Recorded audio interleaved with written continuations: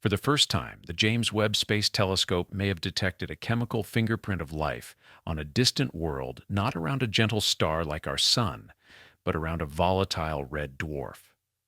K2-18b shows an atmospheric pattern that should be impossible methane in abundance ammonia erased, and a faint trace of a molecule that normally cannot survive without constant replenishment. This planet is defying every rule of planetary science and possibly reshaping our understanding of where life can exist. But to understand why its atmosphere looks so strange, we must start with the star itself. Because the first mystery of K2-18b is not a molecule, it is how this world manages to stay alive under a red dwarf built to destroy planets. To understand why K2-18b is such a profound anomaly, we must first look at its host. The planet orbits a red dwarf, the most common type of star in the galaxy, but also one of the most temperamental.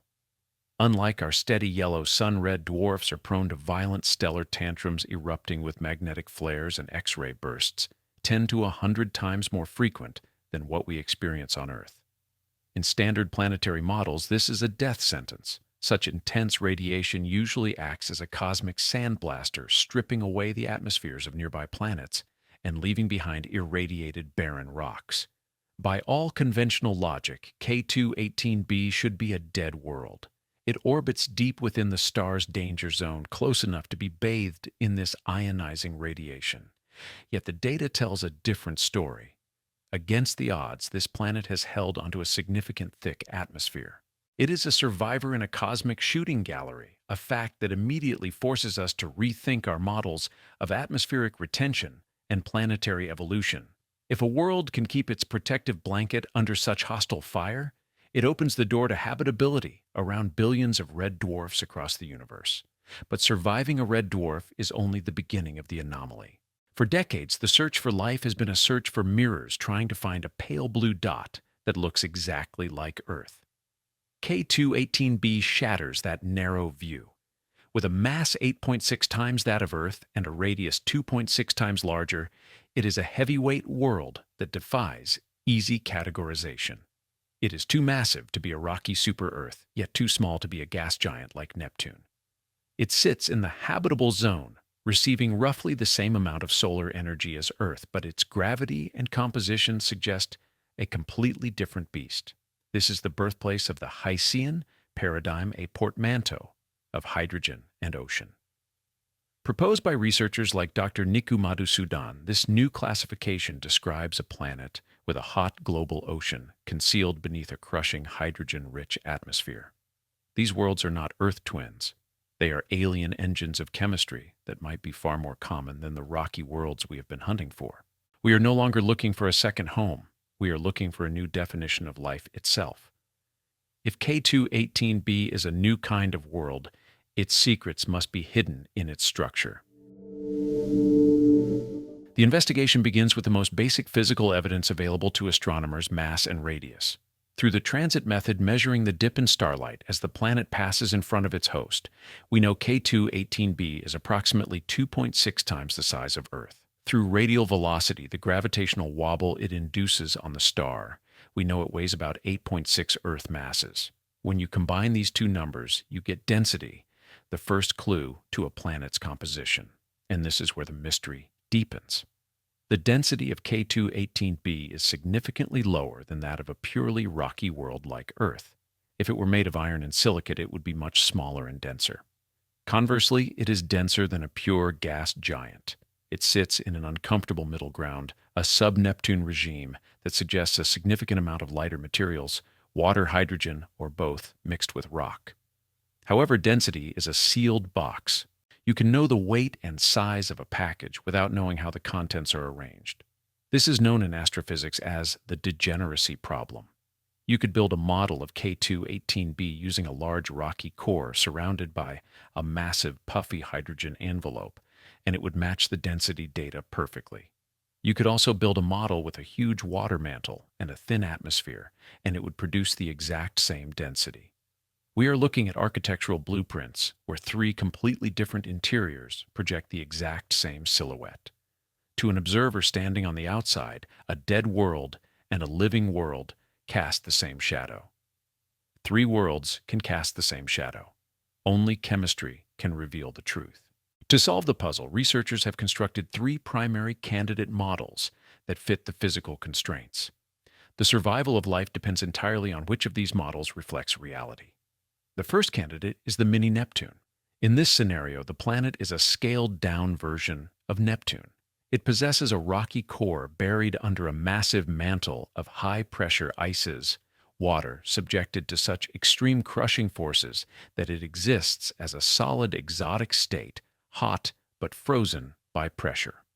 Above this sits a thick, suffocating hydrogen atmosphere thousands of kilometers deep. The pressures at the surface would be crushing, and temperatures would be far too high for biology. This is a dead world. The second candidate is the gas dwarf. This model strips away the water entirely, proposing a rocky iron core directly surrounded by a massive hydrogen envelope.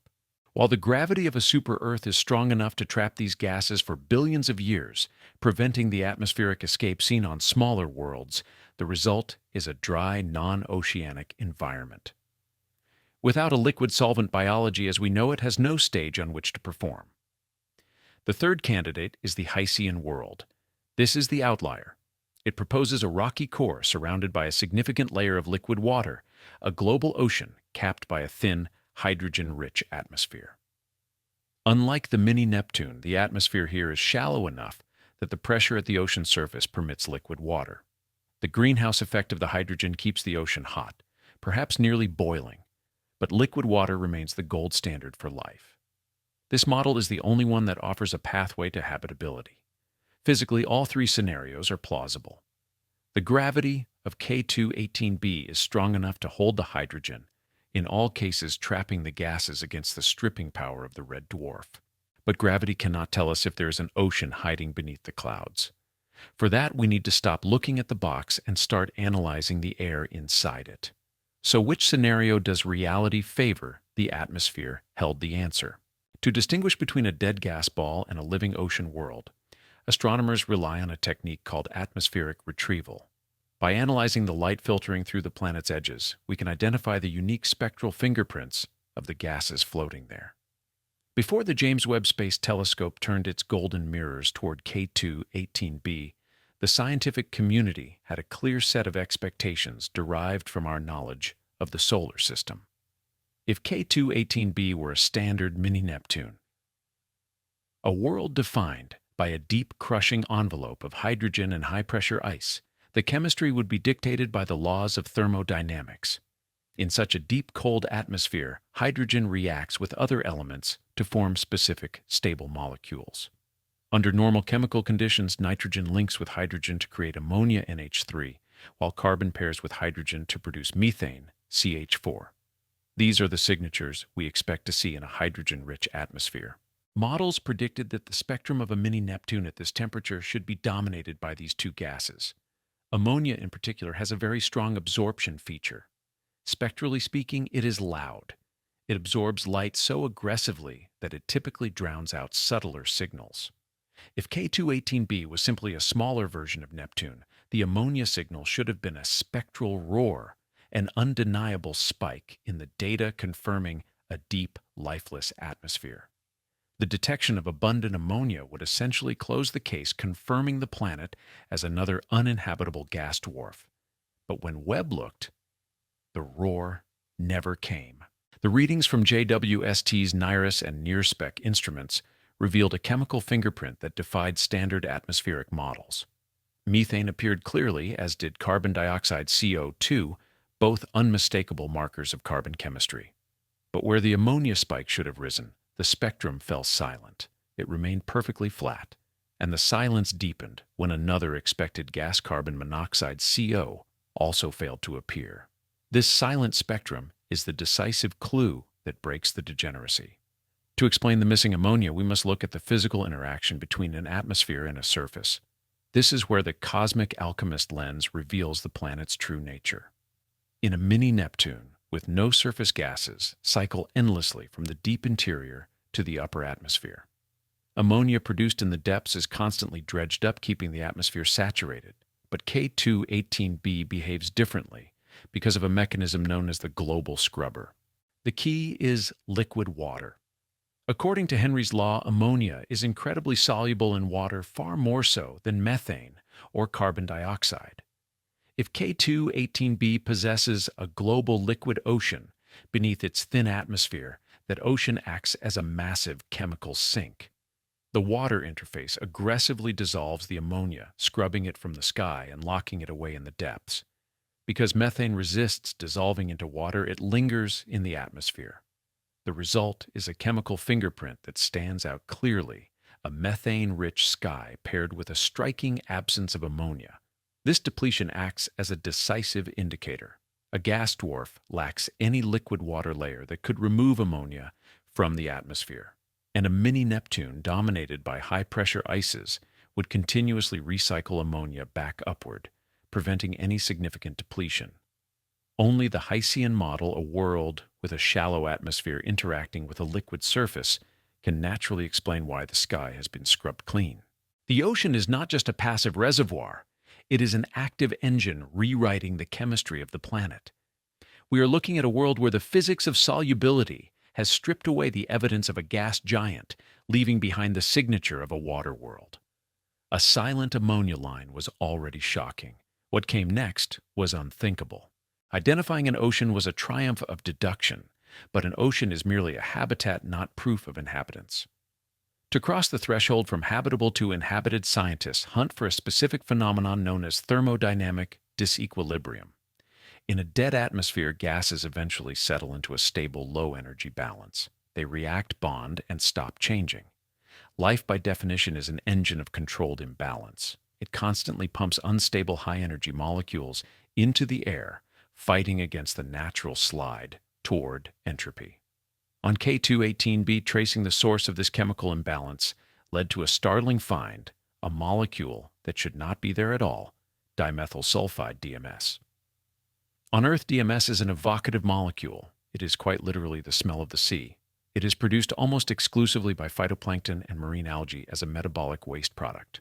There is no known geological or industrial process that generates it in significant quantities. Furthermore, DMS is chemically fragile. In the harsh environment of an exoplanet atmosphere bombarded by UV radiation from a red dwarf, DMS is rapidly photodissociated. It should break apart into sulfur and carbon within hours or days. Finding DMS in the atmosphere of K2-18b is akin to finding a sandcastle on a beach during a storm.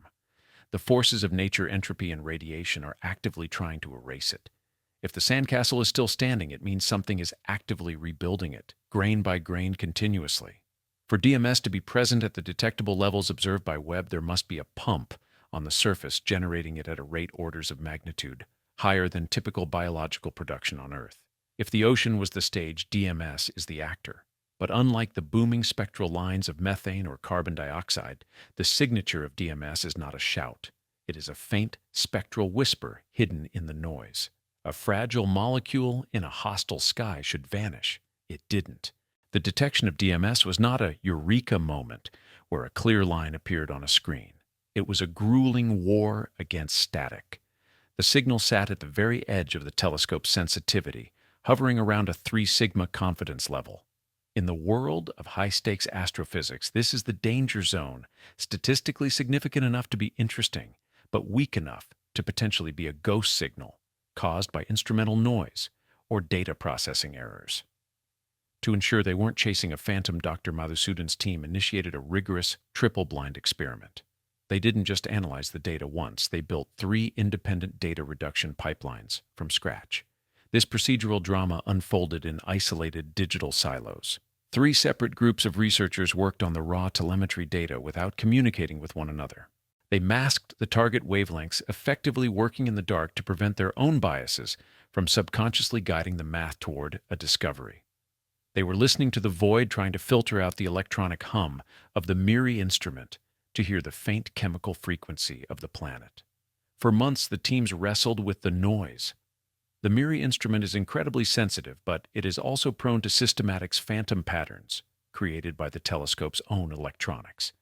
The challenge was to mathematically subtract the telescope from the observation, leaving only the planet. Finally, the moment of convergence arrived. When the three teams unmasked their results and overlaid their graphs, the patterns matched. Each independent pipeline retrieved the same spectral excess in the 5 to 12 micron range. Where standard models predicted a flat line, the data showed a persistent bump. The signal was weak, a mere whisper in the static, but it was undeniably there. It overlapped perfectly with the spectral fingerprint of dimethyl sulfide. This convergence transformed a statistical anomaly into a legitimate candidate signal. The smell of the sea was rising from a world 124 light-years away. But in science, extraordinary claims require extraordinary scrutiny. Before opening the champagne, the team had to turn into their own harshest critics. They had to prove that this signal wasn't just a misinterpretation, or worse, a trick of non-biological nature.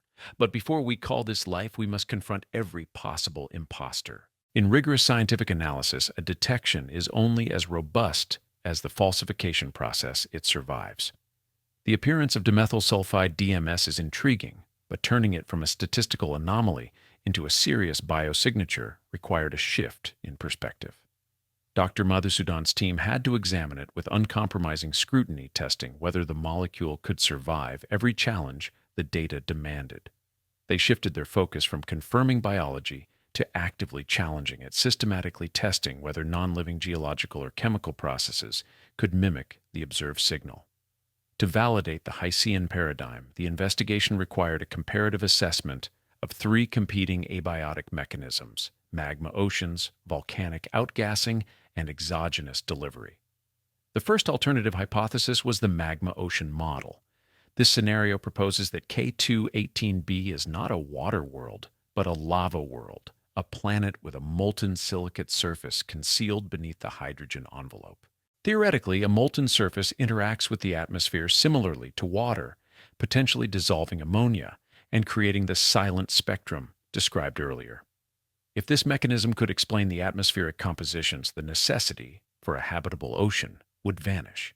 However, when this model was subjected to physical constraints, it failed the consistency test. The critical flaw lies in the planetary mass budget. To match the observed bulk density of K2-18b, which is significantly lower than that of a pure rocky planet, a magma world would require a hydrogen envelope of a specific mass. But when researchers ran the structural equations, they encountered a mass balance error. The atmospheric mass required to fit the density data was physically incompatible with the planet's gravitational constraints. The magma ocean model was deemed physically inconsistent. It simply could not construct a planet with K2-18b's specific dimensions. The second candidate mechanism was volcanic outgassing. Could the DMS signal originate from a geologically active world venting sulfur into its atmosphere? On rocky planets, volcanism is the primary abiotic source of atmospheric sulfur. However, geological processes operate under specific chemical rules. In most geological settings, volcanoes release sulfur in oxidized states, most notably sulfur dioxide SO2 and hydrogen sulfide H2S. These compounds act as the fundamental precursors for any abiotic sulfur chemistry. This created a distinct spectral mismatch. If the DMS were volcanic in origin, the atmosphere should be saturated with these precursor gases. The Webb telescope scanned the spectrum for these specific lines and found nothing. The spectrum contained no detectable levels of SO2 or H2S, yet DMS appeared without the gases that normally give rise to it. This mismatched DMS with no parent molecules signals a deep chemical inconsistency that abiotic models cannot resolve. It is a chemical profile without a plausible geological source. The final hypothesis examined was exogenous delivery. This model suggests that complex organics, including DMS, might be delivered to the planet by comets or meteorites crashing through the atmosphere. It is known that cometary ices contain rich organic inventories. To test this, the team calculated the impact flux required to maintain the observed signal. Because DMS is rapidly photodissociated by UV radiation in the upper atmosphere, any delivered supply would be destroyed within hours or days. To sustain the continuous 20 parts per million concentration detected by Webb K2-18b would need to endure a bombardment rate that defies astronomical probability, essentially a constant torrential storm of impactors. Furthermore, cometary chemistry occurs on the surface of ice grains. In a vacuum, a process that does not scale to replicate the gas phase abundance seen in the data. The yield from this mechanism was mathematically insufficient to explain the observation. Through this systematic elimination, the abiotic pathways were closed off one by one. The magma model violated physical density constraints. The volcanic model failed due to spectral inconsistencies. The cometary model collapsed under yield calculations. This process of exclusion leaves the biological hypothesis as the only current model that satisfies all physical and chemical parameters. We are left with a single, resilient explanation, a planetary-scale process that must continuously replenish an unstable molecule behavior that aligns with the chemical profile of a living biosphere. And if this interpretation is correct, it forces us to rethink not just K2-18b, but the dominant architecture of life across the cosmos. The investigation into K2-18b has brought us to the edge of a new reality, but we have not yet crossed it. The detection of dimethyl sulfide remains a candidate signal hovering at the 3 sigma confidence level. In the rigorous language of astrophysics, this is a whisper that demands to be heard, but scientific certainty requires a shout. The history of astronomy is littered with ghost signals that vanished under closer scrutiny, and the team is acutely aware that extraordinary claims require extraordinary evidence. However, the path to certainty is clear. Unlike the vague mysteries of the past, this is a puzzle that can be solved with more data. With just 2 or 3 more transits observed by the Webb telescope, the signal-to-noise ratio will improve, potentially pushing the detection past the 5 sigma threshold, the gold standard for scientific discovery.